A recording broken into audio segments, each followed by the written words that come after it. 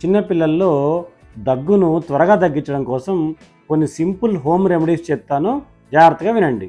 మొదటగా సంవత్సరం కన్నా పెద్ద పిల్లలకి ఒక టీ స్పూన్ తేనెని కొద్దిగా గోరువెచ్చని వాటర్లో కలిపి దానికి ఫ్యూ డ్రాప్స్ ఆఫ్ నిమ్మరసం యాడ్ చేసి పిల్లలకి ఇస్తే థ్రోట్లో ఇరిటేషన్ తగ్గి కాఫ్ త్వరగా తగ్గుతుంది. రెండోది 4-5 సంవత్సరాల కన్నా పెద్ద పిల్లలకి స్టీమ్ పెట్టండి, వాళ్ళు దగ్గు నుండి తొందరగా రిలీఫ్ పొందుతారు. మూడోది పిల్లలకి వేడిగా ఉన్న సూప్స్ ఇవ్వండి.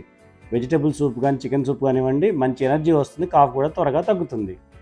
నాలుగోది 4-5 ఇయర్స్ కన్నా పెద్ద పిల్లలకి ఒక టీ స్పూన్ సాల్ట్ని వేడి నీళ్ళలో కలిపి సాల్ట్ వాటర్ గార్గిల్ చేయమండి. అలా చేయటం ద్వారా గొంతులో వాపు తగ్గి కాఫ్ త్వరగా తగ్గుతుంది. ఐదోది కొన్ని తులసాకులు తీసుకొని వాటర్లో మరిగించి కషాయం రూపంలో పిల్లలకి ఇవ్వండి. కఫం కరిగి బయటకు వచ్చేసి కాఫ్ త్వరగా తగ్గుతుంది. వీటితో పాటు కోకోనట్ ఆయిల్తో మసాజ్ చేయండి. కొద్దిగా కోకోనట్ ఆయిల్ని వేడి చేసి చెస్ట్ మీద బ్యాక్ సైడ్ జెంటిల్గా ఒక 5-10 మినిట్స్ మసాజ్ చేయండి. ఈ చెస్ట్ మజిల్ రిలాక్స్ అయిపోయి కాఫ్ త్వరగా తగ్గుతుంది.